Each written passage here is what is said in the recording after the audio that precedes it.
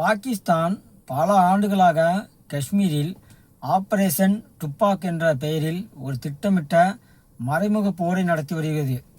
வெறும் தன்னிச்சையான கிளர்ச்சியாக தோன்றும் இந்த தீவிரவாத செயல்கள் உண்மையில் பாகிஸ்தான் இராணுவம் மற்றும் ISI அமைப்பால் உருவாக்கப்பட்ட ஒரு நீண்டகால வியூகமாகும்.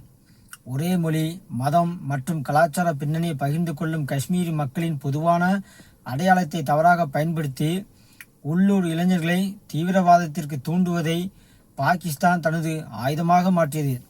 ஹிஸ்புல்லா, முஜாஹிதீன், லஷ்கர்-இ-தொய்பா மற்றும் ஜெய்ஷ்-இ-முகமது போன்ற பல்வேறு குழுக்களை பயன்படுத்தி காஷ்மீர் பிரச்சினையை உள்ளூர் பிரிவினைவாதத்திலிருந்து சர்வதேச ஜிகாதியாக மாற்றியதோடு அந்த பள்ளத்தாக்கை ஒரு பதற்றமான பகுதியாக நிலைநிறுத்த அவர்கள் தொடர்ந்து முயற்சித்து வருகின்றனர்.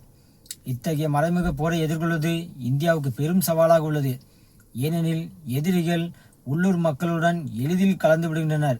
அண்டை நாட்டினருடன் ஒரே கலாச்சார அடையாளத்தை பகிர்ந்து கொள்வதால் அவர்களை கண்டறிந்து தடுப்பது பாதுகாப்பு படைகளுக்கு கடினமாக இருக்கிறது.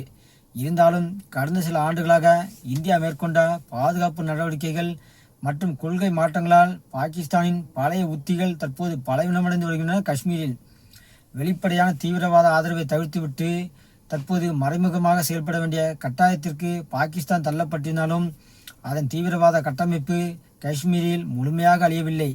எனவே இந்த பிரச்சனையின் ஆணிவரை தாக்கும் வகையில் இந்தியா தனது எதிர்கால வியூகங்களை வகுப்பதும் எல்லை கடந்த இந்த நிழல் யுத்தத்தை முழுமையாக முறியடிப்பதும் காலத்தின் கட்டாயமாகும்.